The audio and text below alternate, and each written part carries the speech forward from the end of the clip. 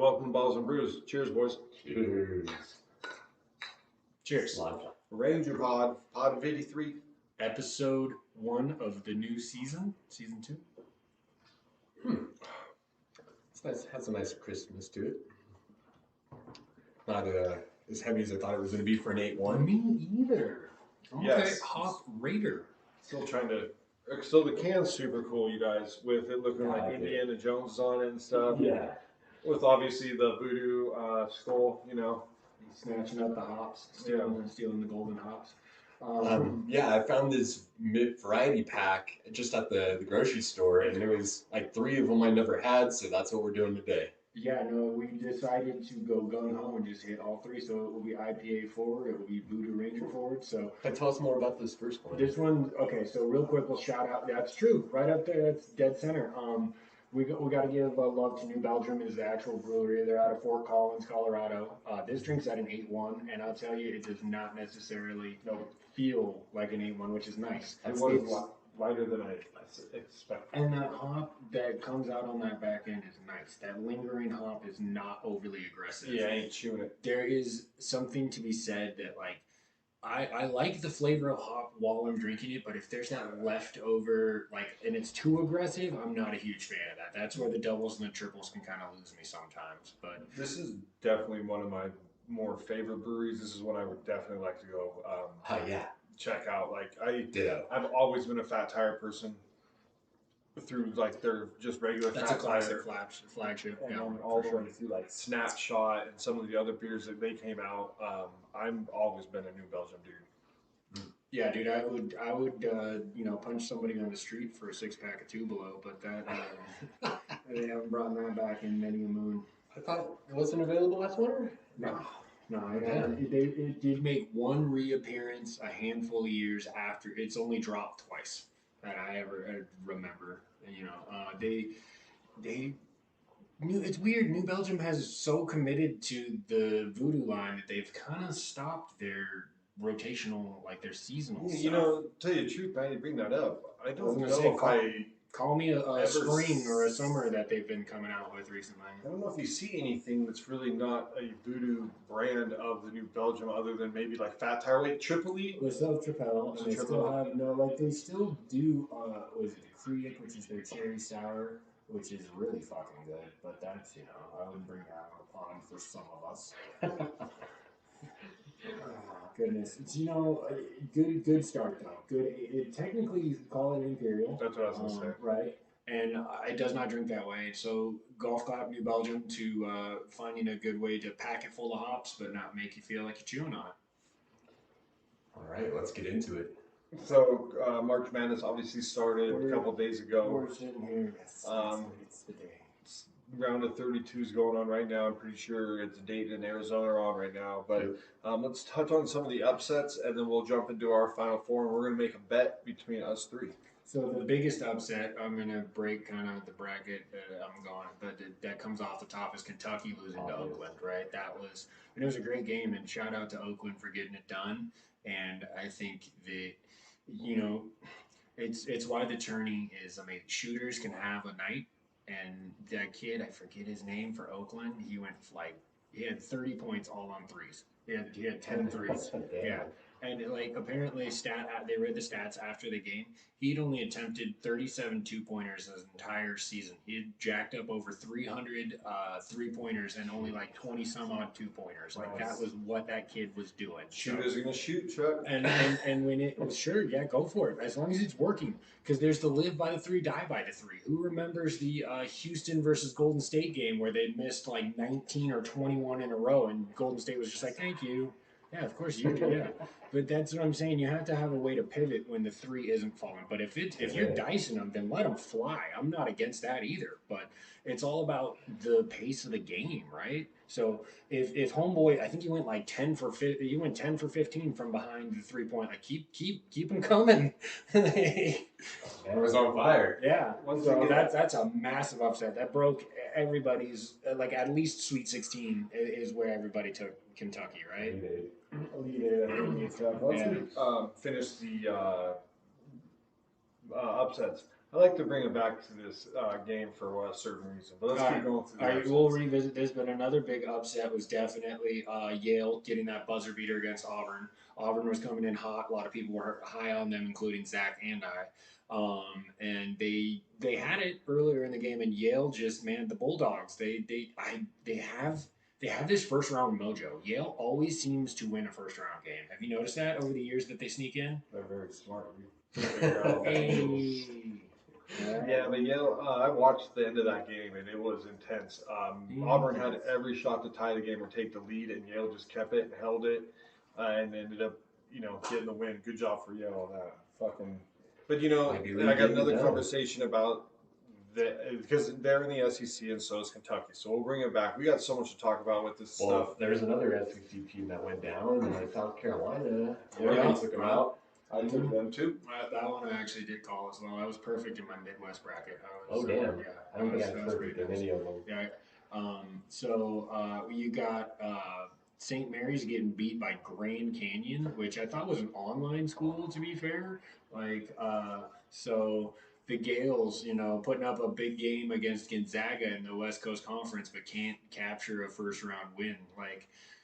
Does it really matter? Does that 5 seed matter if you don't even get to the next round? That's tough, Gale. So that's a tough one. Next up, we have, let's see, another 12-5. James Madison handling business last night against Wisconsin, and we called that one. Good upset call on that one. Oh, did that's I? on your bracket. You sure did. Yeah, that was a call by the both of us. I think I might have had that too. I'll give you some fingertips if you did. I tried to call Vermont over Duke. That didn't work. Duke absolutely smashed that game. Yep, I had James Madison as well. So that's a triple right there, baby. Duke's my team that I always struggle with because I'm like, I want to take them so far, and sometimes they have those games where they hiccup. I think this team might be the team that actually gets a little bit farther because I think they're not a bunch of one and dones now. Well, to be fair, now that was everything else is pretty much chalk. Those were your big upsets. We didn't we cut there that 3-14. It's weird. Kentucky, we're gonna throw it back, right? Is 1-4 in their last 5 NCAA games. So unacceptable for a guy like John Calvin. Let's talk about Kentucky and Auburn in the kind of the same breath for a sec. So we got college. There's been talking about expansion, right, through this tournament. The March Madness, yes. Greg Sankey from the SCD came out and said he thinks that there should be no teams that aren't in the Big Five, and it should be just the Big Five teams so that more SEC. The SEC's got 8 teams in. Right. So Greg Sankey wants it just to be the Power 5 conferences. Then you got Izzo comes out and says that it should be an expansion, but the only the Power 5 should get automatic bids. That's awful too. Also a terrible take. When you got these other teams that are always winning. The magic of the tournament is that anybody can steal a game or make a run. St. Peter's a couple of years ago got to the fucking Elite 8.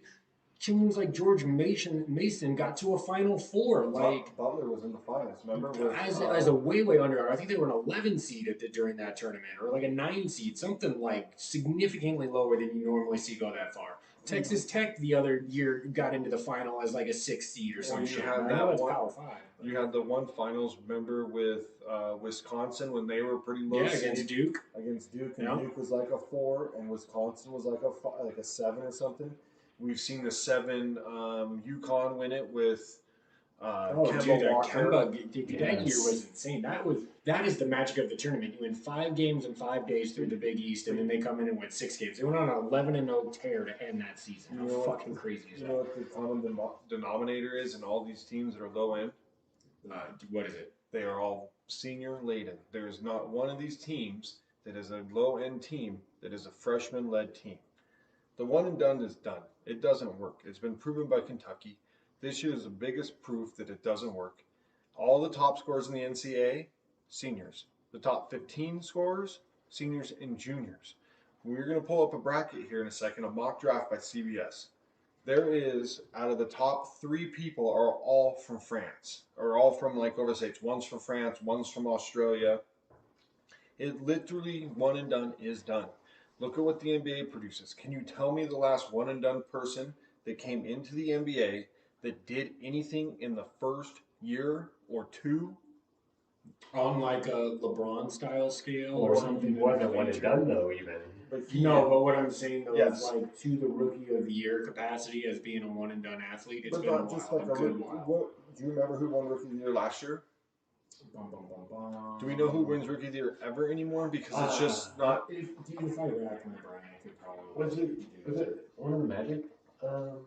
No. Oh yeah, It's- Blanchero, right? Yeah, Pablo. okay. Pablo. Yeah, and Where's he's he been from? balling this Got year there. too. Where's he from? He played at Duke. Yeah, Duke. Okay. He's a Dookie. He's a Dookie. All right, so let's roll through this top little bit. And I know he's a Washington boy because he's got a lot of love. He's been trying to get he literally goes out and tries to push the NBA to put a Seattle team out there. So I got a lot of love for Pablo. He's preaching the good word because we're getting a goddamn team. So first player in the mock draft, Okay. Australian. Australia. Second player. Second player, France. France. Third player, Serbia. Dude, Serbians, can you teach your players how to play some defense? Can we do that before they come on over here? They can score, and they can pass the ball. They're great offensively. Teach them how to play defense. Fourth player, guess where he's from? Kentucky. They didn't even get past the first round. Right, which is Second player, or the fifth player, is from the Ignite that is now done. That Ignite thing where you could be one and done and go, and they teach you how to practice. That's over. That collapsed just this week. Is that because they weren't making money off Well, they were it? playing. I don't know how their money situation was ever going to work. They were paying players to practice. They weren't going and playing games. It was just a developmental league. Weird. So Yes. that does not make sense if you can't generate revenue off of the back of it. Because if you're paying them and they're not paying you, then you're not making any money. Number 6 is a kid from Colorado who lights it up. Number 7 is another kid from Kentucky. So now we have 2 kids from Kentucky that are in the top 10, and they couldn't even get past the first round. Number 8 is a kid from Tennessee, their top scorer. Essentially, you're saying there's a disconnect between the college game and the NBA game. Yep. Well, I think that the one and done doesn't. Well, in the tournament specifically, it is to be said though, you have to, I guess, in a way, think about it in 2 different mindsets, because you have players like Armando Bacot at fucking UNC, who is a 5th-year senior. Remember watching him in his freshman year? Wasn't in his freshman year they played in the finals, or his sophomore year? I think it was, he was younger, but the idea is that he's not necessarily listed as a top 10 draft pick, right? Even though he's right now one of the most 10 influential college players. The kid from Purdue. Not in Zach the top 10. Zach Edey's not a top 10 prospect? So number 9 is a kid from the G League, and number 10 is a kid from USC. Edey is way down. See, so then this is the argument. The flip of the coin is that, okay, you're not built for the college game because you didn't stay there long, but I'm going to grab you young to get into the NBA at 20, 21, right? 19, 20, 21, rather than these guys coming in at 23, 24, which I still think is totally fine for a rookie, especially you're getting that added development. You don't have to take those years where he has to ride the pine. You could probably put him in a lot fucking quicker if he has that development already in hand. But it sounds like the NBA is valuing youth over, and then they get to develop them, right? Well, See the raw talent, get them into the system, and then you develop. If they hold on to him for that long. Yeah, that because Then there's that too. Right? some of these guys aren't even on there. Most of these guys, they probably got drafted by the same SGA. Didn't get drafted. There's a lot of people when you start looking around Every the league is the what have you done for me. Everybody's shuffling the deck all the fucking time in pretty much every sport. I also think it shows that the college game isn't developing any of these players either. Well, you're taking these players, to. you're right. And then that's why you come in and you're sitting for 2 or 3 years. They don't get to You because see Wemby come in and just be dominant off the bat. You see Luka come in and be dominant off the bat. The European players are a safer pick, knowing that what they're already going to be compared to what these college players are as well. I mean, it's hard to not argue on that side, given the recent success of the one and dones versus the European players. And it's not that I don't mind the game shifting. In fact, I like seeing offensive production. It's nice, but it really devalues the game when you have 40% of your team only playing defense. You know that there's 2 to 3 guys on the floor at every fucking time. It's well, you're not going to get much out of them on that side of the floor. to take it back, I think like Calipari's seat's got to be getting hot. Like you got to be unhappy. But your $33 million buyout is unfortunately what Kentucky. There's no unless the boosters really want to come over the top, and then who would you get to replace it? I mean, That's there's. also the argument. I mean, you could always find those up and coming coaches, but Calipari just comes up as he's putting out talent for the NBA. He's not doing anything for Kentucky. Correct.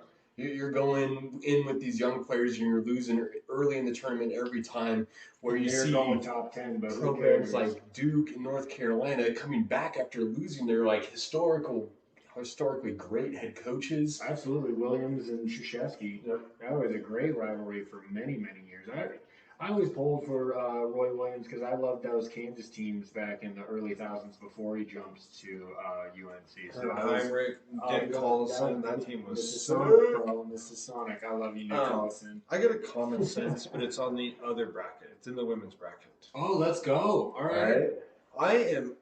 How in the fuck? How do in you the fuck? put Iowa and LSU on the exact same side? So you get robbed out. I don't. I think that if they play, they have to play in the Elite Eight. They don't even play in the Final Yeah, Four. they both can't make a How Final in the Four. fuck do you do that? Out of a committee, you cannot do that. You have to look at it and be, especially, no offense, for the women's game. Like they should have put those two to fucking headline into the championship. And if one of them loses, they didn't do it to each other, and it wasn't. But that should have been the way it should have went. It should have been LSU or Iowa on the collision course. That is a stupid ass fucking move. Not putting them on the collision course. I can't co-sign on that 1,000% because as long as you wait. Okay, so I guess to your point of the women's game, it does make sense that you have to put it in that angle because there's certain matchups in that are going to pull more in the finals than a dude's finals is going to get watched regardless of the seeding or the matchup. The juice is in the matchup when it comes to the ladies. With Caitlin Clark, Angela Reese. That's what the women's game needs to bring that and you totally fuck your viewership up by not doing that. That is weird since you control what region they get to go in, right? Because it doesn't have to be predetermined. You can literally you could have separated them. That is weird. That is weird. Very easily. Yes. Okay. Then in the overall, I would like to see the potentially best matchup in the finals if you can control it to be that way. Right. Like yes, and not being like gender whatever. I'm not. I just think for the women's game, like that's how you get more viewership. Well, they've been killing it. We have been giving a lot of love to the ladies on this pod over this season. Caitlin Clark in particular. She's changing the landscape of female basketball. You're going to see girls jacking it from all over the court now. Watch. Just like Steph, dude. It's going to happen. These girls are going to be throwing threes up just like her now. She shoots it from wherever, dude. She picks it up like Steph and it's gone. But she also has handles. She's got spacing, court awareness. And she's a great basketball player, dude. She is one of those. Like, the athleticism from the men would be a level above, but if you put her out there on a dude game for 3 to 5 minutes, you could probably get a couple buckets out of her. She's not going to play any crazy defense because she's a small body in comparison, but she knows the game well enough to position herself enough for a couple of open shots. She could play defense as well as some of those men out there. She could play on some of those guards? Sure. Yeah, she could cover. Luke ain't going to cover. She could give you 7 to 10 potentially solid minutes in an NBA game. Not every night or whatever, but like she's skilled, dude. And like I mean that in the sense that like most ladies in college have no purpose on trying to say that they could play in the NBA. But Caitlin Clark is right fucking there, dude. Did any of us do a ladies bracket? No. I'm gonna watch some of the ladies games, but I didn't do a bracket. It's a chalk bracket. Let's be real about it. It is the most chalk of any tournament that normally happens. I saw 111 beat 6. That was the only upset. That's it. That's the only chalk. That's the only non-chalk. Let's get to our Final Four and let's talk about the bet that we're gonna make. All right. So Trev wants. So we got something else for us, man? No. I was just gonna so the bet that we're gonna make is we're gonna talk our Final Four. We're gonna say who's got the most teams in the Final Four, and then we'll have whoever wins. Obviously, will affect, but whoever finishes in first place.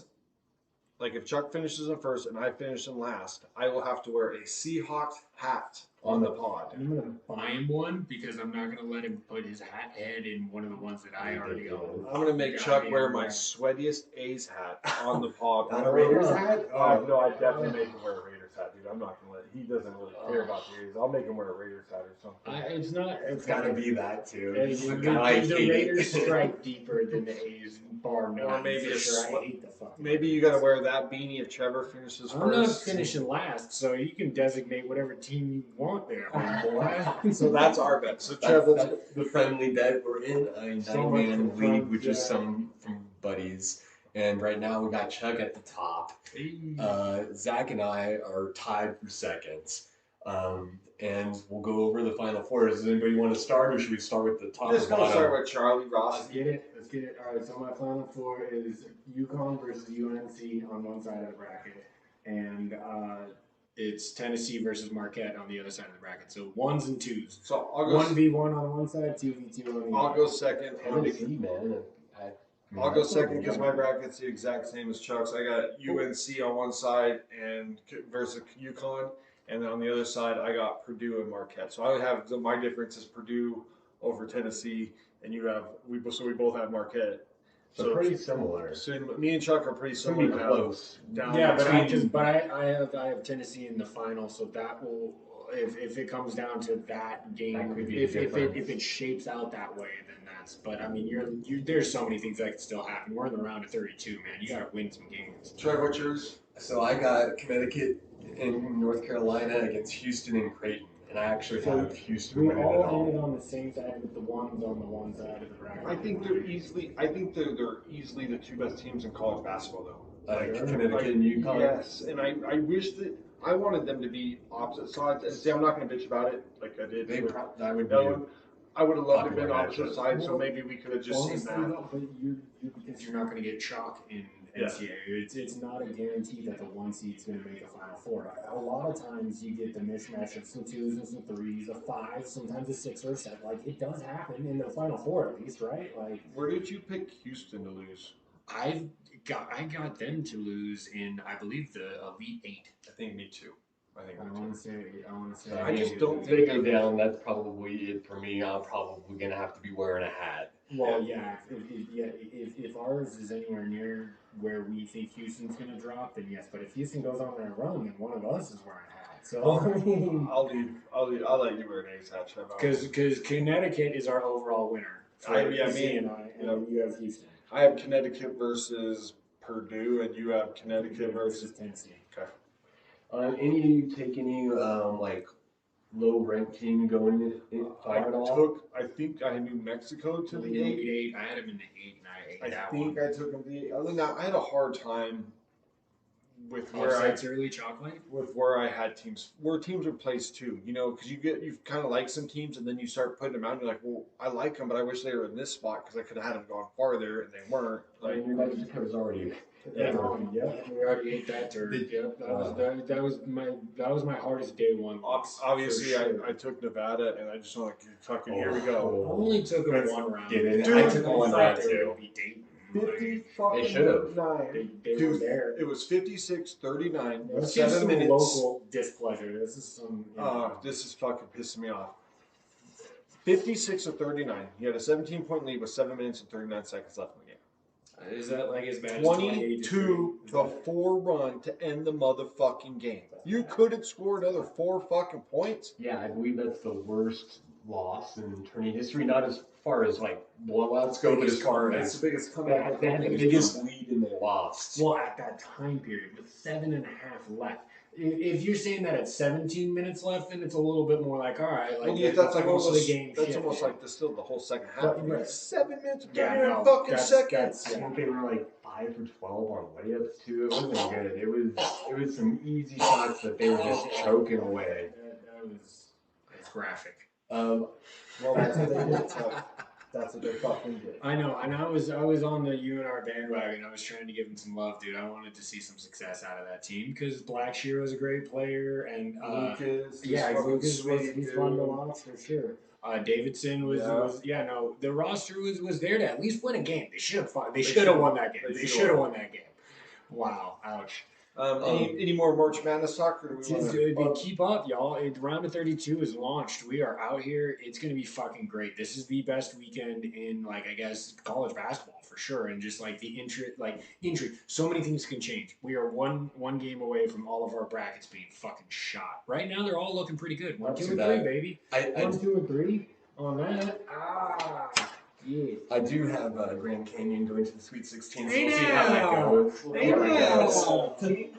Okay. So, see, man, you got to find the one. And if GCU, how do they have a basketball team? Where do they practice? I thought it was an all-lad school. Before we touch on, because we've been kind of hitting free agency nabs at the end of each thing. We missed a couple things last week.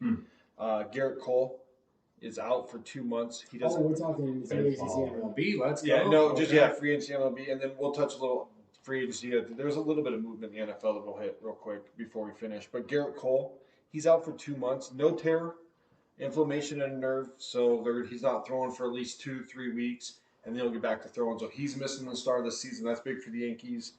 Other news that we didn't miss that's brand new. Keep your eye on it. We're going to touch on a little bit. The Shoei Ohtani interpreter betting thing. So one report came out where the interpreter did an interview with ESPN, and he said that Shohei lent him money to pay off $500,000 in gambling bets. Millions. I believe it was $4 million. $4 million in gambling bets. No, we can't undersell that. That's $500,000. Yeah. Okay, regardless, that's a shit big ton of money, especially for your average human being. But $4 fucking million. So that was the first story that came out, and then the second story now is that the Dodgers have fired him for stealing the money to pay off his gambling debts. So, I mean, honestly, like, I don't have any problem with Shohei. I love the player on the field, but man, they got the FBI investigating now. If there is something that brings it back to him actually making these bets, like, that could be huge. This could be worse than, like, Pete Rose. This could be, man, I want to know what he was betting on. Yeah, we don't know what he's betting on yet either. It hasn't come out. The FBI doesn't give a fuck about MLB, right? They are a standalone. They're looking for criminal activity. They could give a shit less if Shohei is the star of this league. Like, I'm sure there's obviously just inherently guys who care because there's baseball guys, there's fans in every, profession. So it's not to say that there won't be guys who feel a certain way about it, but when you talk about, like, they're not going to take it easy on Shohei because he's supposed to be the dude. Because they're going to find the dirt and they're going to expose it. And if it's swing, it was a wire transfer to an illegal bookie, correct? It was so bad. Correct. This could be so bad, but I think it's all just. I think this is fall guy material. I still hope it's not. I still hope it's not. How is it not? This interpreter ain't got $4 million. There's no bookie on earth that's letting a guy who doesn't make that kind of money have that kind of credit line. The only reason why you're even able to pay off $4 million is because you're making 180 fucking million. This is speculation. Hey, I'm just talking. These are just words, okay? I don't know what the fuck is going on. I'm not an FBI agent myself, but god damn, dude. The optics of this. I don't think we could pass the test. I couldn't. Oh god, no. Maybe the physical side, maybe, but I can't shoot a gun very well, so I'd have to get trained to do that a lot better. And I'll pass that side. Okay, all right. So between all three of us, and then maybe Trevor could do the head. Maybe all three of us. There's one test we ain't passing. So and all three of us ain't passing. Which one is that? The wee test. The wee test. What's wrong with my wee? Oh, you got a peanut cup. Oh, well, yeah. Marijuana is legal. Not in the FBI. It's still a federal fucking dude. Do something about that. Federal. Other than that, sidebar. Other than that, baseball is right on the precipice of starting. There has been games going on, which is weird. The Dodgers and Padres game in Korea are games that count on the MLB schedule. So people think that they're not. No, that's not preseason. The opening of the season. That's not preseason. That's super early if you want to watch that shit. Dude, what's his name? Got fucking lit up in his first start too. Lit up, dude. He didn't make it out of the first inning. But we'll see. Like, keep your eye on it. Next week we might do our picks for baseball, throw out some MVP candidates and stuff. When you think of that Schnell signing. Oh, Schnell to the Giants. I forgot about that, dude. That's a good one. Actually, let's talk about that. We're talking. I do not like Drew Rosenhaus, and I have The never agent? liked that motherfucker. He is the problem that these signings aren't happening until now. Him and Matt Chapman, Snell, and Matt Chapman are his fucking guys. They were asking, I heard their asking prices. I can't remember. I was driving. Could have wrote them down. I can't screenshot it. Ridiculous amounts of money to what they got signed. Like a third of what they were asking for is what now they got signed for. Drew Rosenhaus is the problem with MLB free agency. He makes his clients ask for too much money, and this is where we get dudes signing halfway into spring training. He's a fucking pitcher. No, He's halfway not- into spring training. He signed with the regular season that just started. No, well, everybody else's hasn't. Everybody else is still spring training right now. There's regular season actually doesn't start for at least another week. But I did not know that. Yeah. Oh shit! So that Soul series. the Why did it happen so early then? That same with the A's and Mariners. Well, I 3 years remember, ago. but that wasn't a week before. Yeah, it Was it? They came. Nah. So they played there and then It's came a back. lot of construct. I don't disagree with you. Came back and played a week of preseason baseball, and then Again? went something. I don't know why, but it did happen with the A's and Mariners too. I do remember those games, and it was in Japan. Yeah. Matty O fucking dropping Yeah, balls because Ichiro Suzuki throughout the first pitch. is a dumb man out there. I'm excited for Schnell Ichiro. as a Okay, Giants player, though. I'm Yeah. excited for He Schnell should as a be. Giants. That fool's nasty. He's gonna be the Dodger killer, dude. I mean, I hope so. It's going to make us competitive at least. He's got him and Webb, dude. Yeah, and the contract's a short-term contract. 2 years, 68. Not too crazy on the money because I think because of the injury he's coming back from. So this is his chance to build himself back up. Hopefully, win some more He won the games for Cy the Young. Giants. He won the Cy Young last year. Sure did. Oh yeah, I sure did. No, but let's be real about that award and the fact that like a lot of guys who have won the Cy Young come off in their next year is rough. Unless your name's Justin Verlander.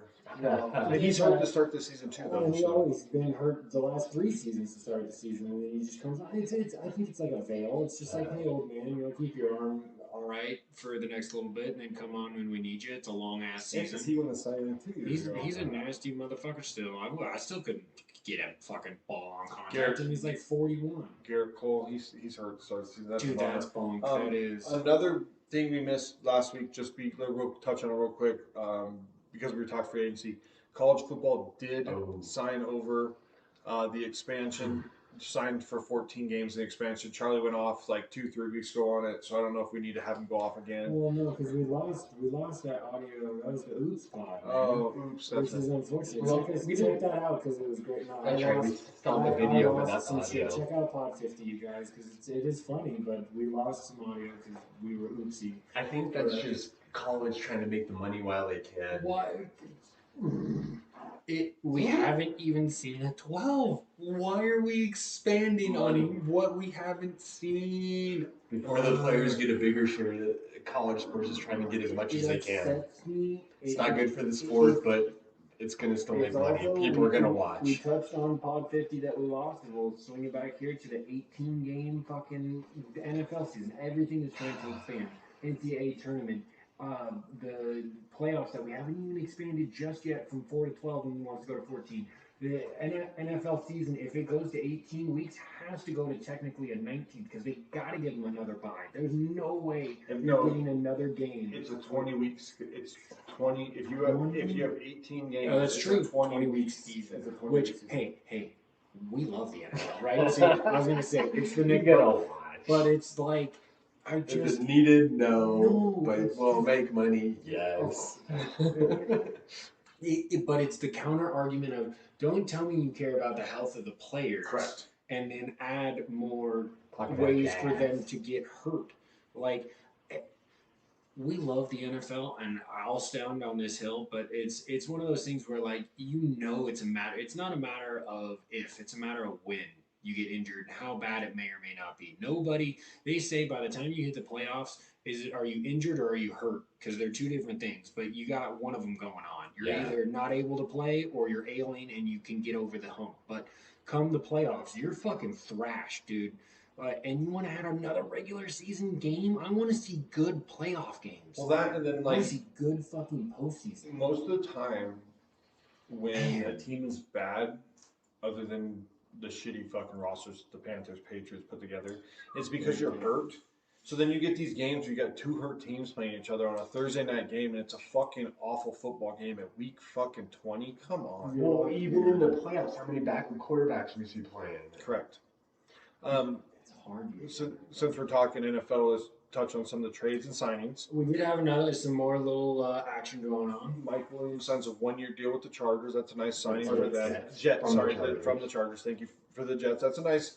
If he's healthy, that's nice for them. He gives Aaron the dude that goes down the sideline, big body. Jets are like risking like the season all on health. Biscuit for the biscuit. Yep. Another signing, Madison went to the Raiders. I loved it. I think that was a great signing for us off the free agency. Agreed. Big trade happened. Now, as we're sitting here, I'm looking at this. Fuck, I wish we would have given our third rounder. The Titans gave a third rounder and like swaps of seventh for L'Jarius Sneed, and then signed him to an 4-year extension that includes 55 guaranteed. I'd have fucking done that. Well, but see, that's the thing. So it wasn't the pick that you were giving up; it's the cap that you were giving up. We could have. I think you could move stuff around to fit a number one corner for that. Even though but the problem with us is we got Wilkins and Crosby, so we really couldn't have done that. Right. That's what I'm saying. It was the cap that had to come into play. It wasn't the pick that like you had to move, because anybody's giving up a third rounder for a CB1 for sure. So right now, I think the way the cap works, you can pay your quarterback and then a tackle and then like a receiver on offense, and then on defense, you really only get to really pay 2. So you take your pick between which 2 you really pay. Or an interior lineman and potentially a cornerback. Yeah. So for us, we're paying edge and interior, and then we're going to try to do. Trev's paying everybody. I don't know how that. Well, Trev's paying. Technically, Trev's only. Yeah, one more season before it's gonna. Big changes are coming.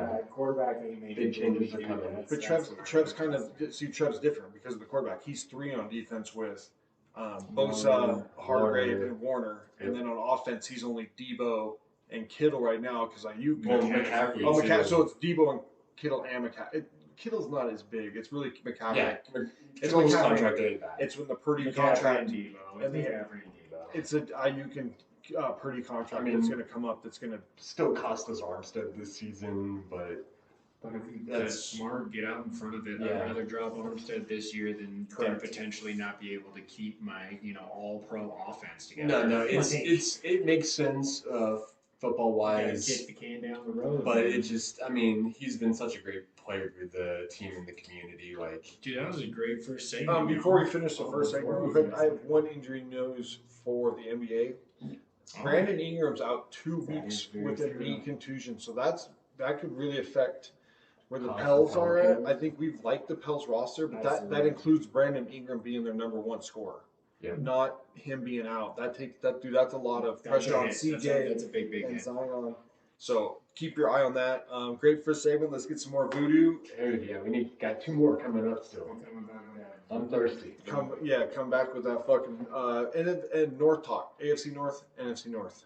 Right, we can get back to this because free agency did calm down, so we couldn't just not smack on free agency last pod. You're gonna have to check that out when we drop it. Pod 52 will be just free agency madness, and then this one we're getting back to our division talk, right? Yep. So the North is what we're gonna kill. Yep. Stay tuned for that. Welcome back to Balls and Brews. Cheers, boys. Cheers. Ranger Pod. Cheers, gents. Salute.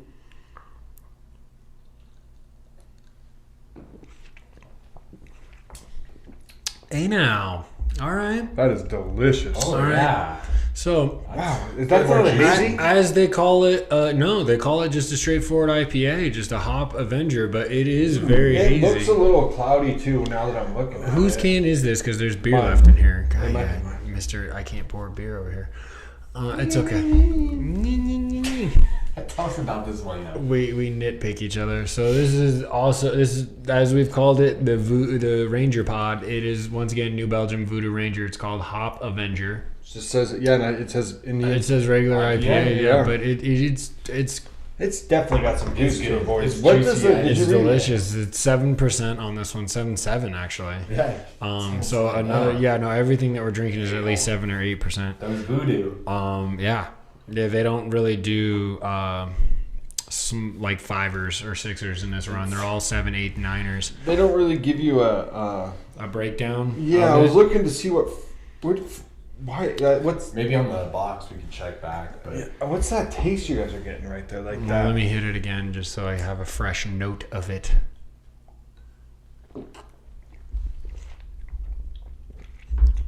It's got to be something. It is. Dude, for real, this is gonna sound a little crazy. Maybe it's kind of peachy. It reminds me of taking a bite into like a peach. It's like not super fruity necessarily. Just like too. There's something there with the citrusy, and there's something though. That's really good. It was a different taste than what I was mentally preparing for, and this is definitely one so far. We got one more to try over my other one. Yes, this is good between the two for sure. Okay, I mean, yeah. The other one was much more of a straightforward. This definitely has a little twang to it, but the right kind. So. In this segment, we're going to go ahead and get back into our divisional reviews of teams from last year and what they're going to do moving forward or what we think they should do. This featuring the North. We're going to hit the AFC North first, Trev. So lead us off. Well, let's go through like we did last time, and we'll run down the list, and we'll give a medium up or down, and then we'll break the team down. So we'll just start with the let's do that. Start with the Ravens. I think they were really good. So I think they did exactly what I project them to be. Just a really good team. They failed in the playoffs, so it's probably a down year for them. But they were kind of what I thought they would be. I'm giving them a straight across the board. Yeah. I mean, the only disappointment was just the way that it ended. As far as the team, I mean, they throwing the ball around more. I mean, it looked great. The offense is great. The defense is good. Losing Mark Andrews doesn't help. Yeah. I mean, we'll get into that, but yeah, definitely, I'm right there, same. They were in the AFC Championship game. You can say that obviously missing out on the Super Bowl is fucking terrible. It is tough to get that far not playing the big game. Yeah, so it's tough to get through Patrick Mahomes. It very much is. The whole AFC has learned that across the last handful of years. But God, 0-2, huh? But overall, they achieved what at least they needed to. At least they lost in a big game. They didn't flame out in a wild card they almost did. Well, they got the first round bye, but and then no, never mind. I'm sorry. They had a very good game against the Texans to get to the championship game, but then folded like a lawn chair, and that's unfortunate. Next team on the list, the Cincinnati Bengals, obviously under, but because Joe got hurt. So. There's not much we need to really go in on that one. Browns, for me, I thought they were going to be good, so I'm going to say that they were down the line for me, even though they had all that injury. I thought I put them to make the playoffs, so I put them as just straight across the board for me. Same. Wasn't expecting the Watson injury, but I had them making the playoffs. I really, didn't think they would. Obviously, after losing your starting quarterback, you can't be expected to go all the way. It makes it tough, especially with those other quarterbacks in that conference. And that's why I think you have to go that they technically overachieved. Yes, I will go with that. In the fact of most teams wouldn't be able to get to the second round of the playoffs with a fifth string quarterback that was called up off the couch.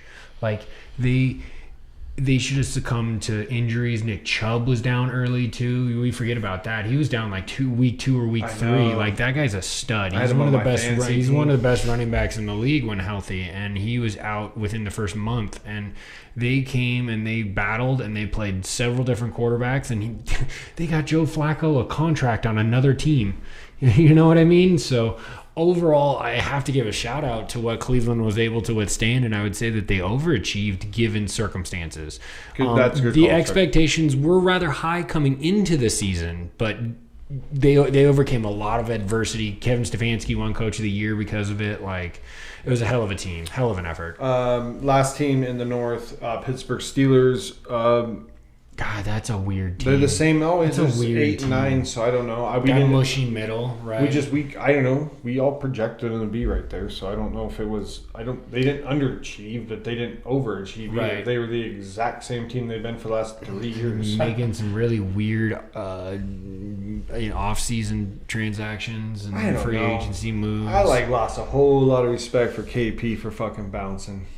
it is not on from his own volition. He said he handled it well, but Bullshit. He handled like a fucking little kid. He didn't want to fucking compete, so he pieced out, dude. He's a puss. It's just the NFL has lost its proverbial patience and mind. It just does not. You can't develop anymore. You have to show instantaneous results. But he could have stayed and tried to like compete for the job before. As well, he should have. He was a Pittsburgh kid. You should have wanted to stay there. It should have unlocked the better out of you. And now you're just going and submitting to being a number 2 to Jalen Hurts because you know that's and you're not. According to reports, that's the reason that Fields didn't go to the Eagles for a higher draft pick. Supposedly, is because the Bears wanted to give him his due right, and he knew he had a better chance maybe to compete with Wilson for the starting job than with Jalen. So that's that report. Did he have a no trade clause though? They said they wanted to do right by Justin, which I think is a load of shit. I don't think they got any higher draft pick. I think it's a load of shit. I think that's a facade as well, because if you would have, you deal him. If you're dealing him, who the fuck cares? Like, get the higher pick. But it's also also NFC versus AFC, which a lot of teams also consider. We'll get into that Bears talk in a little bit because that's gonna be a hot talk. Trev, let's start with you. What team are you starting with, brother? All right, so we're gonna start with the Bengals. So for the free agency tracker for them, Sheldon Rankins they brought in from Houston Texans helped secure that middle of that defense, D tackle. Mike Gesicki, that was a nice signing. Like, they needed some tight end help. Bringing him over was good. They also got another tight end, Tanner Hudson. I'm not as familiar with. And they brought in Drew Sample too. Yep. Well, I mean, Drew Sample was already there, but they just re-signed him. So, and then they got a couple running backs. They did Zach Moss, which had a great season last year for the Colts. They also got Travion Williams, and I think they got one more running back maybe, but I expect them to take a running back at some point in the draft, 3rd round, 4th round. Yeah, with losing Mixon, definitely that I think you bring in another guy at some point. I think Mixon's got a little left in the tank. I think Texans, well, I think they are going to be low-key killers. For them, I had them taking a tackle in the draft to go on the other side of because they lost Jonah Williams in free agency. So last year they signed what's his name to play left tackle, Lando Brown Jr. And they brought in the Trent Brown this year too. So they have 2 huge tackles. But Trent Brown's 6'8", 370. Trent Brown's they nothing. both pretty much come He's in. nothing. He ain't a starter. I wouldn't say he's nothing, but he's not the dude. I stubbed my toe. I'm done for 4 games. He's worthless. You ever tried to run with turf toe? I said stubbed his toe, not turf toe. I said stubbed a toe. He's got like a pinched finger. He can't play. Dude, he had the worst injury history with the Raiders, and it's never been better with the Patriots on both sides. Yes, he's big, and it looks good on tape when he plays. He doesn't play. So that's why I had him taking What's your best ability? Availability. And get on the field. Yeah. So that's why. Chance. I mean, they also signed Cody Ford to a 1-year deal at guard. So, I mean, they're trying to keep a good line. But I think getting a right tackle, whether it's Latham or Fuaga, whichever one falls you. There's tackle galore in the top 20-25. You don't even need to move to get a premier tackle. And you're setting yourself up with 2 bookend tackles to protect your fucking because the top of the draft is going to eat up wide receivers and quarterbacks. And unless you trade so the one thing I could see, say you bounce T Higgins, right? You're going to have to. All of a sudden, well, you're going to have to at the end, but he can still be on the team this year. Like the franchise tag isn't. But if you don't trade him, if you trade him before draft or during draft, then I could see like the Brian Thomas Jr. Something like that. In theory, that's when you would get the most value for him, right? Is before the draft, not post-draft. So if you're going to move him, you got to go pre-draft. I think you maybe in draft, like an A.J. Brown type trade, maybe. Man. But I don't know. It is crazy that Higgins they haven't done anything with him. Yeah, I mean, I think it's the wide receiver draft that's coming out is affecting the receiver market. It's a good call. It's a good call.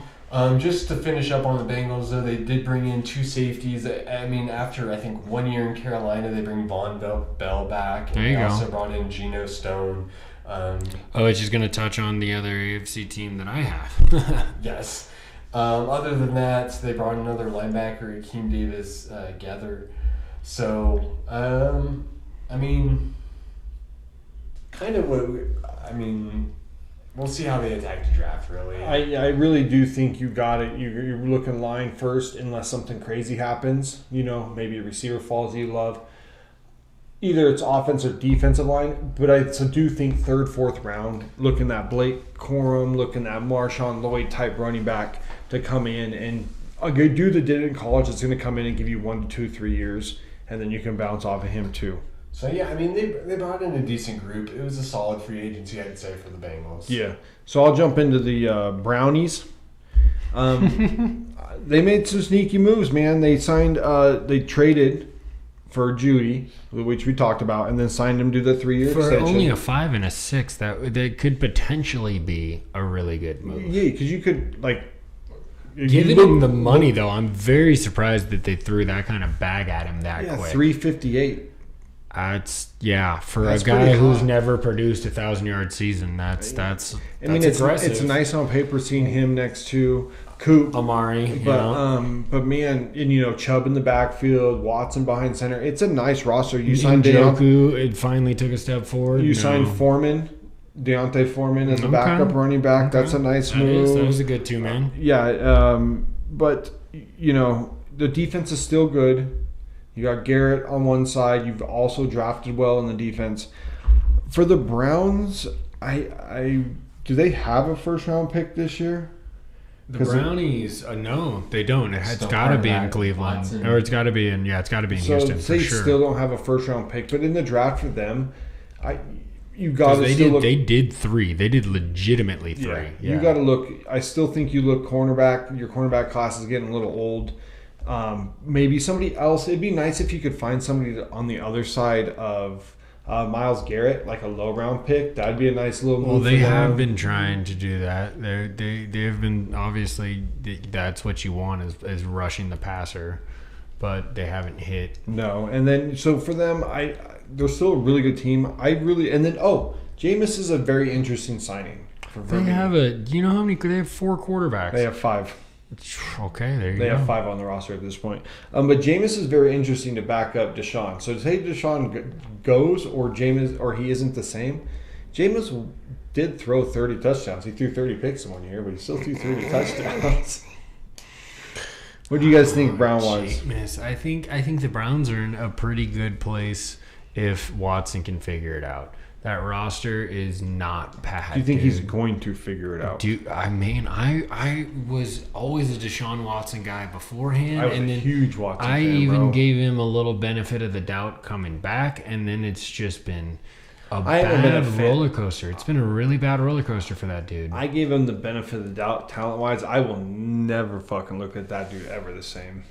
Sure, and I mean, gosh, with the Browns, that's a tough division. The North is one of the strongest divisions in the game. Top to bottom, it's probably the strongest right now. Yeah, more difficult, and maybe he has ownership down too. Stuff going on too. But like ownership down. You have Ravens good ownership. Yes. Steelers good ownership. Yes. Oh no, those are 4 sound franchises. Well, the Bengals are starting to become. They were shitty ownership for a long time. Yeah, but they've been rounding into form. They went to a Super Bowl a couple of years ago. Shit. Yeah. Charlie? Oh, next up is the Ravens, y'all.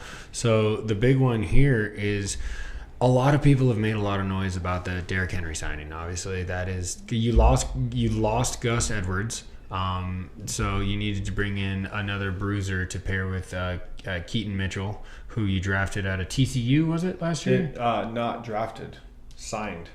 Undrafted free He's an agent. undrafted shout, dog. You've made some fucking noise last year. So I don't know how high I am. Oh, big time with J.K. Dobbins is still technically on that roster, which is insane to me because he's had 3 season-ending injuries. He's not on the roster. He's a free agent. Okay, well he should be. Like I don't know what J.K.'s got. Because they took him in the 2nd round, so he only had the 4-year contract. Signed with that injury. Okay. So I mean, really, outside of that, they re-signed Nelson Aguilar. They did get Josh Jones as an offensive tackle. They re-signed Matabuke, which was a big deal for them. Deal. Yeah, so keeping the interior line ready to go. Maybe Aguilar has a better or bigger season this year with Odell out the door. Yeah, no, I think that at this point they're gonna lean on Zay. Sure. And they're gonna obviously want to go back to Andrews. If Andrews gets healthy, Zay and Andrews is gonna be more than enough to power that passing game. I had him taking Mitchell, the big tall kid in Texas, the receiver, to pair with the smaller receivers of Zay and Aguilar. Okay. I mean, they might need to replace some of that line after losing 2 of their guys too. That is very true. That's as well. true. I just weapons have always likely came on last year, which was sweet. Yep. Isaiah. Like we just said, they also lost Geno Stone, and obviously they lost their defensive coordinator. Let's go, Mike McDonald. All right, we need some love on the other bird now. Let's go Seahawks. So I think that's big for that team overall. Like Harbaugh is a steady ship. He'll be fine. He'll bring. Do we know who they signed for their D coordinator? Brought somebody up through the system. Good for them. Smart. I like that. But I think that we all can collectively sit here and not shit on John Harbaugh as a head coach. That dude knows what's up. He's run a steady program. I was hoping he was going to get fired before he brought Jackson in so the Raiders could have taken him, but that didn't happen. Wow. Remember, he was on the hot seat with that Flacco kind of thing. He kind of was. He kind and of then was. He brought Lamar in, and that basically it was about. He had a half year period where there were some question marks for sure. But I mean, I think the Ravens are going to figure it out. They still have Kyle Hamilton on that back end, so they'll be okay there. Re-signing Matabuke is big. They lost Patrick Queen. We cannot forget about that. That is a big loss. That is a massive loss. But they have the kid Roquan. They still have Roquan. They have Roquan, but they have the kid they drafted. That's right, out of Clemson. That I liked out of Clemson. No, that's huge right. Fan of him. Simpson. Taking on a bigger role. Thank you. So it's he's going to have to. So it's Simpson. That's because remember 2 years ago I was like, why did you do that? Right. You have Patrick Queen and Roquan. You just signed Roquan. Trent Simpson's stepping in to take the Patrick Wilson or take the Patrick Queen. So yeah, I mean overall, I think the Ravens are going to be all right. And the last team in the AFC North, the Steelers. I mean, we were just talking about Patrick Queen. Had such a weird offseason. They did, but man, I mean, marquee additions start with Queen, Wilson, and Fields. And trading Johnson and trading Deontay Johnson. Yeah, they traded Deontay Johnson. Weird. For peanuts. Pickett. Mason Rudolph is gone too. I mean, but he's out of the picture. So they flipped the fucking coin. They said whether this is successful or not, we're changing. Is what they said. It's not though. With the rest of the team that they've had and always getting a winning season for Tomlin, now you bring in better quarterbacks. And Patrick Queen. Better quarterback. I was going to say thank you, Zach. I was like, I don't know. Better than Kenny Pickett? Yes. Better, yes. I mean, Russ did throw 18 more touchdowns than Pickett did. That's a lot more touchdowns. That's a lot more touchdowns. It is. And you got at least Justin Fields there too, so... To do what? I think both of those quarterbacks are better than Kenny Pickett at this point. You got to give the legs to Fields. Is just the supreme athleticism lifts him over Pickett. Sure, I don't disagree with that. The quarterbacks that they brought in, but you don't know if either one of them is going to be the Steelers' guy. offensive line was in the low. They improved last year at the end of the season, though. I really hope they drafted there, and I hope the Steelers eat a big old bag of wings. I don't mind if they do, but I'm just saying. I had. I don't know. I don't know about the whether or not the quarterbacks are better than Kenny Pickett. I don't know about that. You do, GM Downey. What's your grade? I don't think Kenny Pickett was very good, but I don't know if Russ has anymore, and I'm still not a believer in the Fields thing. I know he's massively athletic. I just don't know if he's a NFL quarterback. Maybe he's just a massively athletic person. Man. I think both of those quarterbacks fit with the Steelers. And I put Fields out there, and I make Russ eat a turd sandwich. But that's make him is that ride like the fucking pie. Hold on, time out though. Is that your like fandom, or like is that actually what you would think as like a middle of the road person? I think at this point you could unlock more with Justin Fields. The one thing that Russ does and does very well is his play action deep ball. That is unarguable. Even right now, he throws one of the better play action deep balls. But that's not Pittsburgh's game. Correct. Pittsburgh's game. Well, it might be now because they brought in Arthur Smith. Okay, that is true. So I guess Arthur Smith has a really interesting next couple of months figuring out which of these because with Arthur Smith as the coordinator, I think that Wilson, as a GM, was the person to go with because of the play action ball, and you've already seen him not do it with a team that can run the football down your throat, and that's what Arthur Smith's going to try to do. Yeah. So that's the one reason I go with Russ. I had him taking Mims from Georgia as another bookend tackle to finally solidify a line. Yeah, I think they're really one piece away from really solidifying that line, and that can make a big difference because the Steelers want to run the ball. They haven't been able to these last couple of years, but that's been their identity. Najee's been successful. kind of. And I know I was kind of a big fan of him. Warren's been playing hot. Warren's played hotter than Najee. But Najee's been fair. Yeah. I mean, I think that the Deontay Johnson thing is weird. He's getting older. So that's just a casualty. Okay, dude. You know what Russ is going to give you, right? You know exactly what Russ is going to give you. Do you know what Justin Fields is going to give you? No. I think it makes more sense though. From a political standpoint, you start Russ. You have him on that great deal. If he does great. If he struggles at all, then you have Fields to come in and be that possible hero kind of player for your team. My one argument to start Fields would be that Russell Wilson has never used a tight end, and I have one of the better tight ends in the league, and Pat Freiermuth, and the other kid they brought in last year. From Georgia? Yeah, the big Washington. kid. James Washington. I am very worried that Freiermuth all of a sudden isn't being used, and now you're missing out on how Hawkinson went from being a non-tight end to now one of the best tight ends because they use him. I think though, they go to Fields because Fields uses his tight end. Correct. So that'd be my only argument to start Fields, but Russ fits Arthur Smith. Arthur Smith wants to run the ball down your throat and then throw a play action here and there, but maybe they go with Fields. I don't know. I think the ceiling for Fields, I get that it's been a rough. Chicago eats quarterbacks. Okay, Chicago does not know what to do with a quarterback. Good luck, Caleb. I understand why your camp said you don't want to go there. You probably don't. No quarterback wants to go to Chicago. Well, there hasn't been a real success story out of that. Ever. In our generation, the previous generation, the one before them, dude, it was World War II the last time Chicago had a good quarterback. It's a little hyperbole, but we're literally talking in the 50s, dude. Sid Luckman was in the 50s. So we're only talking a decade removed from WW2. That's 70 years ago, y'all. Nobody goes up to Chicago and is successful. When you're saying that your 50s quarterback's the best quarterback in your franchise history, that's a fucking problem. When Jay Cutler is the next best thing you can rest your head on. Jay Cutler's the best quarterback that we've ever seen in Bears history, bar none. And most people alive have seen in Bears history. Right? It's okay. Exactly. All right, Charlie, why don't you start off the NFC North with us? Dude, the NFC North is one of those divisions that is extremely curious. Yep. There's a lot of power. The Detroit Lions are just in the NFC Championship. Actually, hold on. We got to go through the hot or above, below, or medium. You're very right. Jump the gun. Let's start with the Chicago Bears. I think they were right on par with what I said. Oh yeah. Well, let's start it up. Son of a bitch! I swear to God. Cheers, boys. Cheers. I love you guys so much. Pod 53. Let's go. Oh,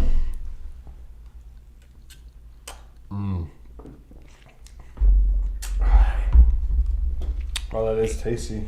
That's good too. I love the mouthfeel on that one. Wins me over. I love that cream. What is that? Is that nitro? No. I'm just playing. But it is really good. It has this really cloudy, mouthy. It's hard to see with the colors on the thing, but it's a cool can again. Yeah, check out pictures on Instagram and X. Almost called it Twitter. That's same shit. Right. Gang. You know what I'm talking about? Yeah. Don't matter. X it up. But check it out for sure. All three of these beers have been pretty damn good. I think I think I like this one the most. That's the new winner. I like that Trev? mouthfeel. I like had that to go mouthfeel. for Look another at sip. the head that it's carried at 8%. Once again, New Belgium, Voodoo Ranger. Well, not Voodoo Ranger, Captain Dynamite. Voodoo It's Ranger. close, but I think I I'm might still- lean to Captain Dynamite. You're going back the last one? The last Hop Avenger The Hop 1, Avenger? Captain Dynamite 2, and then Indiana Ranger. Jones dude. Nah, this one. 3. This one's the money right here for me. It's nice. It's nice, but I'm still That going one, with I the- bet. Okay, fair enough.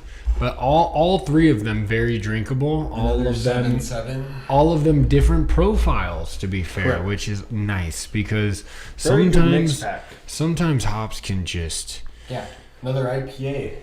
That's a different IPA. Very good mix No, pack. all of them different profiles. Golf clap, hard to do in an IPA pack. Hard to do. So let's get back to where we were before Zach screwed it up. Bears I had as exactly where I thought they'd be. I didn't think they were going to be good. Oh man, okay. Trev, Yeah, I thought actually they would be a little better. They finished strong though. I thought it was gonna happen the other way around. So it's same grade for me. I was so underwhelmed. I thought they underachieved. My expectation was, We're higher. I put them in like fringe playoff. Like I know thought they you were gonna be competitive. I know. No, I was because it's that boner for Justin Fields that I guess I had. Like for real, I drafted him in the 5th round of my fantasy pick. Good Lord, was that the wrong call? Like Told it you. happens, yeah, and you did, So and I lost. Statistically, I would have been better off. I mean, he's not wrong. It's crazy. But you know, sometimes you swing and you miss, and then you deal him for a 6th round conditional. Like I think the Dude. Bears botched that because they had to trade up to get him. Let's not forget the swing that they had to move to get. Fields was up in that draft, and originally we were like, "Oh, here it is. This is a great fucking move for Chicago." And man, another Ohio State quarterback flames out in the NFL, as it were. Although C.J. Stroud trying to buck that trend. He's legit, dude. CJ is fucking wheeling and dealing. Detroit Lions, I'm going to say right even with what I thought they made playoffs and were a good team. Yep. They just couldn't get over the hill with still the defense was lacking on the back end. Yeah, NFC Championship game, man. I guess maybe a little bit That's- over. I don't know. We thought they were going to That's be good. one shy of the fucking big kahuna. Like that is a fucking great season. They were I know. looking good in that game. We for a didn't, while. but we predicted that they were going to have a great season. We all thought You like, took the Saints to the Super Bowl. I know. I missed on it. But I still took the Lions to the playoffs. Yeah, me too. I did too. No, I knew No, that they we all- were going to be good, but you know, it's still nice to see.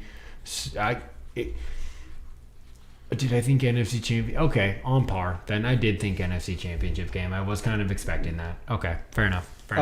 Green Bay Packers, I think I picked them to finish higher than everybody else on the pod. I really like the roster going in, but I'm going to still say they overachieved because of at least getting a win in the playoffs. They should have stole that one They from the Niners overachieved too. for me. I didn't think they were. They should have been in the playoffs. NFC should've. Championship game. They Is should technically they what should have beat the happened. Niners. They should have beat the Niners. They So didn't. should have the though. Lions. but, Dayton. You know, UNR should have beaten Dayton. So Correct, yeah, too. there's that that. should happen too. But it didn't. A lot of choke shit going on around here.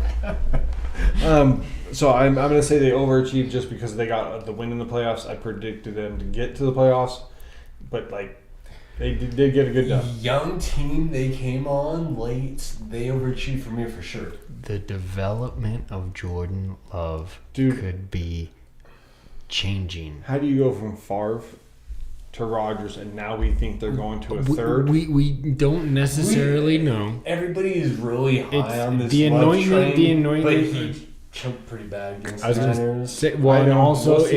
if you look the year before that, people were low on Jordan Love, so his pendulum swung pretty quickly. But And I thought he started out the season the other year better. Once again, because he played with these kids. well, it's the so "what have that's you why. done for me lately" thing. And lately, it's looked good. Right. And he's one of the favorites So- for the so NFC North coming into next season. They absolutely That over weapons? they overachieved for what their goals were this season overall. They were a handful of plays away from an NFC Championship game. Last team, the Minnesota Vikings, I had them higher because I thought, and then Kirk got hurt and it went downhill. Same. So underachieved. I was low on them. You were. Chuck was low on them. No, I knew they were going to take a step back, and they did. You can't win 11 one-score games every season. I mean, and the Kirk Cousins injury is the Kirk. You lose a QB1. Kurt is a true QB1. He is a leader. If he comes back healthy and plays well with that Atlanta roster, they could be fantastic in that very woeful NFC South. Yep. Like the Bucks are somewhere, but like the rest of that division has not figured their rosters out. Yeah, the Saints are even getting older. They still held on to DeMario Davis, and anyway, that's not what we're talking about. But like, not yet. Next week. All right, Charlie, where are we starting with the actual breakdown of each team? Okay, so we're going to lead off with the Minnesota Vikings, right? Because I honestly think they've had the most unfortunate off-season as far as their losses versus their gains. They've had some gains. The Aaron Jones gains. Let's highlight some good. Aaron Jones is a great signing. He needs to stay healthy, but he can be a fucking load back. He can still. That's not even my favorite signing of theirs, though. Sure, dude. Okay, so they've tried to work around because they're. What are they going to do with Justin Jefferson? Did you guys? Okay, sidebar within the same team. We haven't talked about this, but I want to hear your thoughts. The report was Justin Jefferson already turned down a $30 million contract per year from this team. They're not going to be able to re-sign him. I think it depends on if the dude comes this year. Who's the dude? Well, I think they're Sam Darnold. No, I think they're trading up for JJ, and then when you trade up that high, Sam's not starting. There's no bridge. They have 11 and 23. They're using that to get to 4 or 5. And I think they're doing everything they can to keep Jefferson. Right. They only go out on Jefferson if they draft someone and he's out on that guy. Yeah. Him and Addison. Dude, Addison came in last year. He was so good. Trev called him for Rookie of the Year. He would have been in a conversation in any other year other than Puka, and CJ just went off.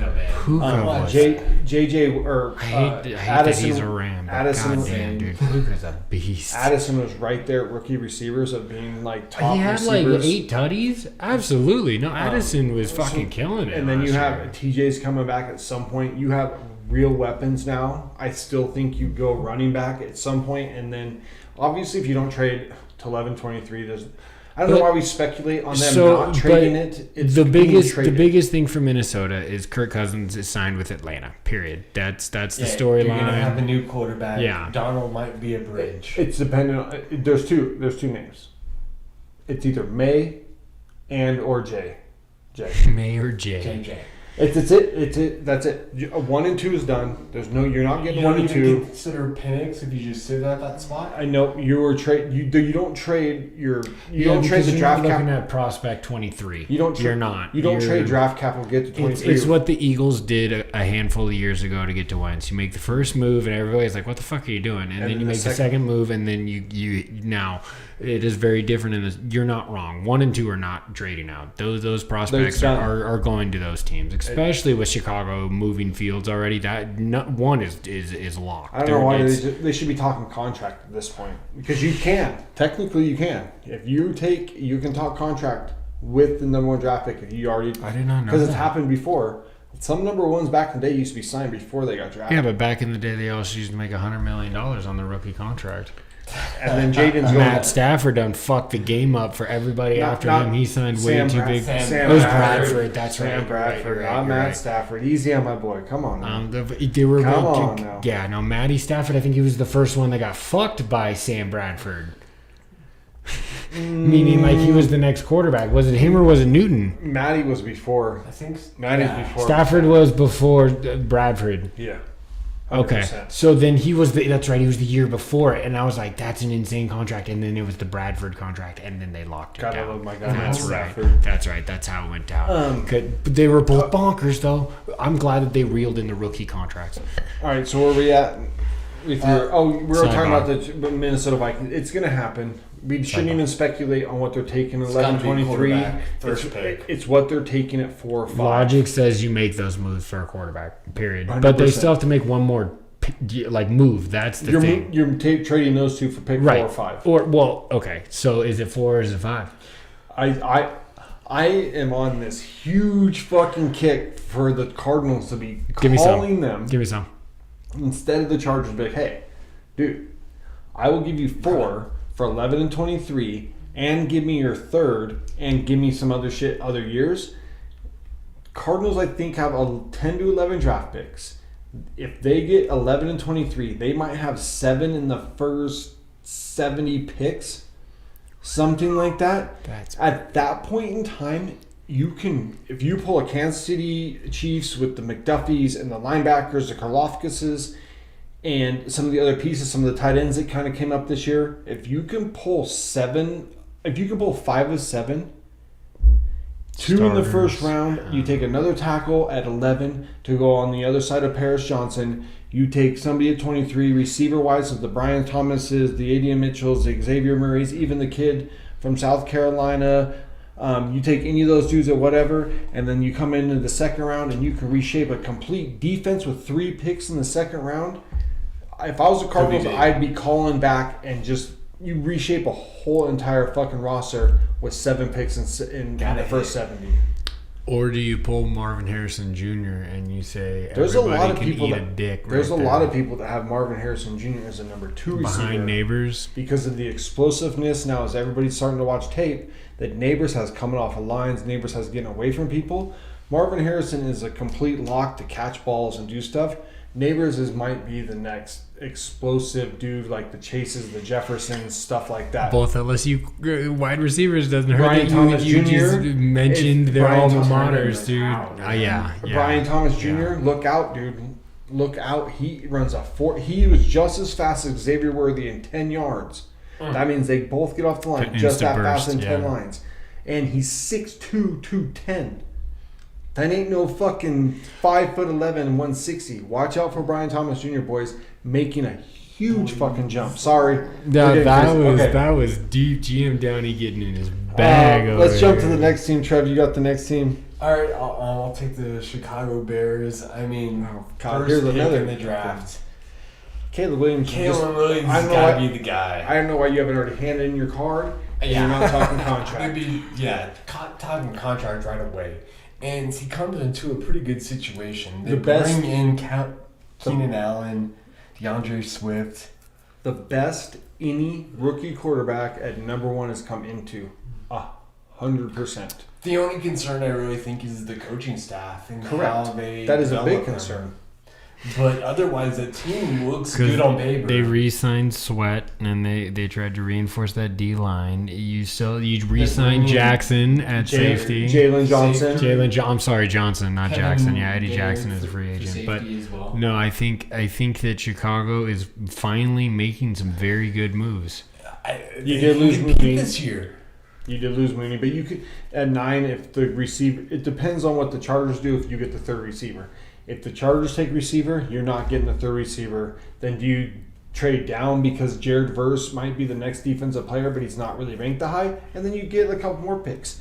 Then the Bears have a lot of options at 9 to move to get like more picks. Well, yeah, because the fact of the matter who's is on your board? you're getting Caleb Williams. That 9th pick is exactly what you want it to be. Yeah, it's house money.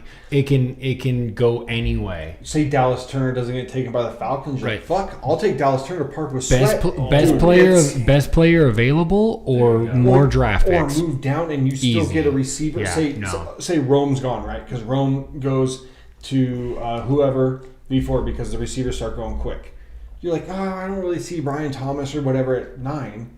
Well, I'll trade down to fucking 17 or whatever and take a couple people's seconds, and then now I got Brian Thomas Jr. at 17, and I'm fucking still just as good. Okay, this is the Brian Thomas pod. I love this dude. Chuck, I am so high on this guy. If I didn't have a receiver, I want the Raiders. Take him. Brian Thomas Jr. is like my Keen Coleman is still my guy, and I love my dude Wilson. In like the 3rd, 4th round, the 6'6" receiver from Florida State, Brian Thomas Jr. And the Bears don't lose much. They only lost Fields, we talked about That's already. not a loss. That's a gain. Darnell Mooney to Atlanta. That's a loss. That's a I little mean, bit. he had Justin a pretty Jones, rough last defensive couple of tackle. years. Like Mooney did not live up to what he had a really explosive year and then nothing after. He had that. nobody throwing the ball. That's the problem. Okay, so a wide receiver can't do diddly do without the ball in his hands. The wide receiver is more dependent on the targets with Cousins for sure. Oh, him and Cousins, I think, are going to flourish. There's a lot going on down there in Atlanta. There's a When lot, we get to man. the AFC and NFC South, the South's next Rondell week are going to be Moore hot. too. Dude, they Yeah, signed. no, we can't be sidebarring too hard into other divisions. Okay. So I'll take the third team as the Packers. I think it's the most up and coming team in football. I've loved a lot of their draft through the years. Jordan Love came on. My boy Romeo Doubs from Nevada, fucking balling out throughout the playoffs. Christian Watkins is one of my favorite players in that draft at the size and speed he runs. He just got to stay healthy. I think Josh Jacobs is going to flourish there. I do think that offensive line is a real big spot for them to protect him. If he doesn't have an offensive line, he's not. He needs to get a burst of speed to hit the line. Did you see that he had, I believe, an injury just recently? I did not. He was doing some like motocross. Something. Yes, with some TikTok influencer or something like he And dumped crashed him. he dumped a fucking motorcycle. Okay, why is he on it? That's stupid. No, that's fucking retarded. That's why there's so clauses. bad. There's clauses in so many fucking contracts for stupid shit like that, dude. It sucks. I want you to have fun and live your life, but goddamn, dude, way to risk the fucking, I've really liked the Packers' defensive draft as of late, and they fired their defensive coordinator. So maybe that defensive coordinator gets more out of the Watts, Luka Van Ness, some of these players that we've all really liked coming out of the draft. So I'm hoping, or not, I don't really hope, but I'm like, I think for them, it'd be nice if they pull it together. I do think cornerback is a huge pick in the first. Same with offensive line. Bakhtiari is gone. Yep. You really want Jordan to be protected because if Jordan has protection, dude, he's got Doubs and Watkins, and they got the two tight ends we talked about, Musgrave and Kraft. Mm-hmm. They are really set offensively. Line is first look. Line, cornerback. Line and cornerback for me because they still didn't have a lot of help on the back end. For sure. So line that filling in that defensive spots in that linebacker position, and line is always nice in depth on the defense position. Line. That defense is. They still have Jair Alexander, correct? Like he's still playing at a fairly high rate. They signed McKinnon to be the safety. Quez Walker, and they just drafted Luka Van Ness, like you said. Rashawn Gary's still there, correct? Yep. Yeah. No, that front seven is and fortified. Watt, the big kid Watt from Georgia, a couple years of Vontae Watt. They swung for who was the second? I forget who they swung for in the secondary. Might be a couple years behind, but they could draft in the secondary. I don't disagree with that. But that offensive line, you just said, protect the king. Like if Jordan Love's going to be the dude, then you got to keep him upright. And Bakhtiari is a non-factor. His retirement is unfortunate, but it's because he hasn't played for 3 seasons, basically. The Packers have not known Bakhtiari since Aaron Rodgers left. You know what I mean? Jordan Love's never known him. So you're moving forward with what you got, but you got to hit offensive line, interior or exterior, in or out, a tackle or guard, best offensive lineman, best available. That's clear as day for me. I had him. Let me pull it up. I think I had him taking offensive line. I might have had him taking another pass rusher because I think there is a weird pass rusher kind of thing in this draft. I had him taking Cooper DeJean, the kid that plays cornerback / safety, best safety available, best corner available. Cooper DeJean. He doesn't tested right now from Iowa. I think if he tested and didn't get hurt last year, we'd be talking him up with the Quentin Mitchells and the Terrion Arnolds. I think it's the best prospect available at that spot. They didn't bring in that free agent safety, though. They did, and I think that might have been... But he could be the other corner on Alexander. Yeah. Okay. So that's who I had at that point. I think that the line at that point, I had Zach Frazier at center, and only Guyton going to you guys after that. A lot of the line. I think the line, dude. The line is fucking hot this year, boys. The line is hot. All right, so we're gonna finish up with the last team in the NFC North, which has got to be the Lions. Yep, that's right. So the winner. Overall they were for sure the most effective with Hawkinson coming on until he got hurt, and then Jared Goff was wheeling and dealing, man. No, Laporta. Hawkinson plays I'm for so the- sorry. You're so right. No, Sam Laporta had a fight. Yeah, no, I'm gonna call it like I see it. But as far as what they have lost and what they have gained, I'm sorry. I definitely have to refresh this screen. I'm pulling it up right now. Give me some, Zach, if you got some. I'm with the Lions. I'm nervous about people with the Jameson Williams pick. You got him on St. Round. They as made a receiver. shitload of moves, to be fair. But I really think that I have Chop Robinson going to him, and a lot of people, I think he's an explosive pass rusher to go on the other side of Aiden because I think your offense is kind of pretty good at this point, and I think you get some value in the second round. Dude, But I think having a pass rusher on the other side of I'm going to Aiden- read off. That's probably the value. They definitely could use that number 2 receiver. You guys, I'm going to read off these names. Are you ready for these re-signs and Right. these free agents? Okay, so Peoples-Jones re-signs, easy. Glasgow, their rock at guard stays. Zeitler comes over on a 1-year Yep, deal. I saw that. Dan Skipper signs a free agent deal with them 1 year. Marcus Davenport on a 1-year deal, which is the high draft stock potential kind of guy. DJ Reader. That's the one I like. Yeah, Carlton Davis and Emmanuel Mosley at cornerback to try to, because they know that they were weak on the back end. I love the Carlton. They also released Mick Robertson, your boy. I like him. Yeah. So they released Sutton this week because of some crazy domestic violence thing that they can't find him in Florida. So there's some Wow, I didn't hear anything about that. Sutton's crazy. on the run. Oh, he's on something. They can't find him. He's on, dude. We're not even going to go into that. I love what they did with the Carlton Davis and the Meek Robertson because you tried last year and you fucking missed. No, right, exactly. Swing So and they're miss, take another swing. So they're trying to reshape the line for Goff. They are trying to reshape the back end. They brought in DJ Reader to play on the line and Marcus Davenport to play opposite of. Yeah, no, they are.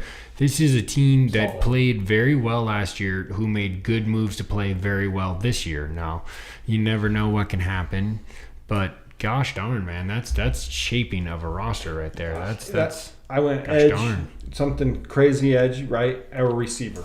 If the receivers are what they love, or crazy edge, and then after that, you're just building more. You're just building roster after the first. They can round. kind of just take depends best who available. falls. They can kind of just take best available. They Right. don't really have to worry about like specific They're positions. the one team. They're the one team. That's crazy, that Detroit. I think that if the Raiders do Yeah, golf clap for take sure. a tackle at 13, the Lions are the one team to trade up with at 23 or whatever to get. Because Lions like, oh, we'll just take more draft picks to just keep building our team to where the Raiders trade up to get to Michael Penix or something like that. That would be my one trade. You don't need to trade up to get Penix. I don't know, dude. I think it's gonna be a weird draft. I've seen some shit where he falls to the second. And now I don't think that's the case, but like. So there you go. There's the breakdown of the Norths. We're gonna get into our fandom. Downey, I know you got a large one. I see the grin over there, so I'm going to throw it right to you. Lead us off. My brother. fandom isn't sports related this week. This week on Disney Plus or Disney, whatever you want to call it, X-Men 97 came out, dude. I fucking love me cartoons. X-Men 97 was so fucking epic.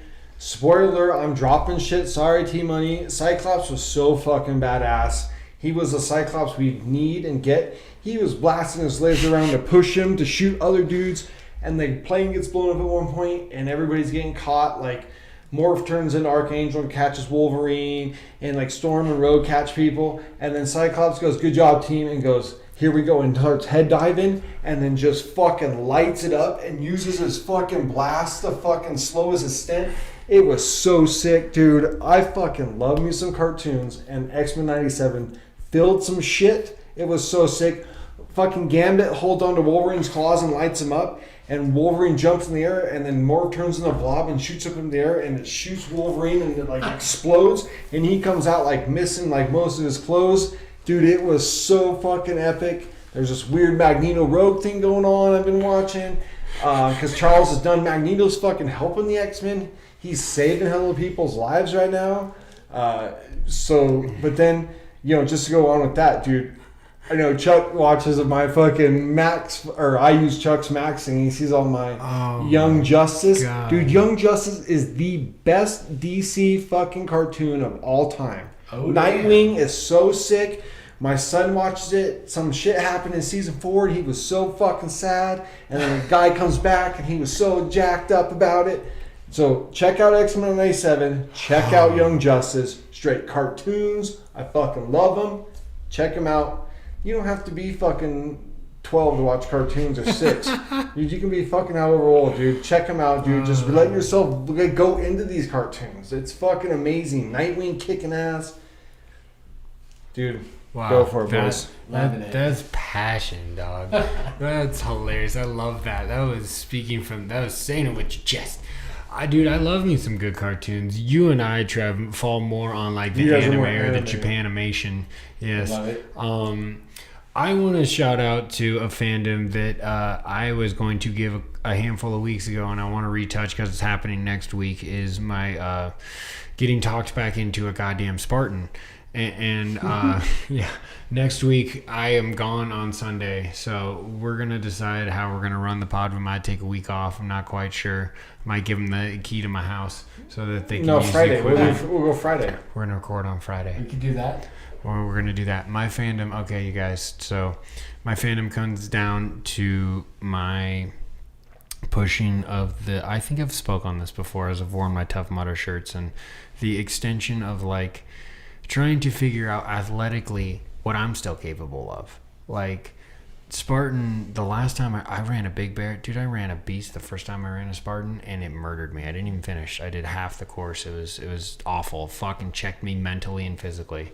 And my fandom, I guess, is kind of more of a personal. It's just in the idea of like extenuating your physical. My prowess. I'm not a professional sports athlete, but I can fucking do this Spartan, and I'm gonna go prove it to myself on Sunday. I gotta run a super, and then I gotta run a sprint. Aaron, I hate you so fucking much. You might be.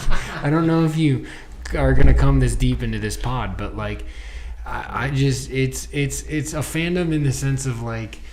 When's the last time you stressed yourself to your breaking point and pushed past it? Do you remember? Probably working last year because I was in massive amounts of pain. Oh man, my boy Downey had fucking. 2022 was a weird year. That's probably that. Let's just say that. I guess I'm taking it off of like a relatable sense, and I don't know, man. I'm always curious to see what I'm capable of. And a Spartan race is a fucking great way to find that out. And I'm going to figure it out Sunday, a week from tomorrow. Tima, you got one, brother?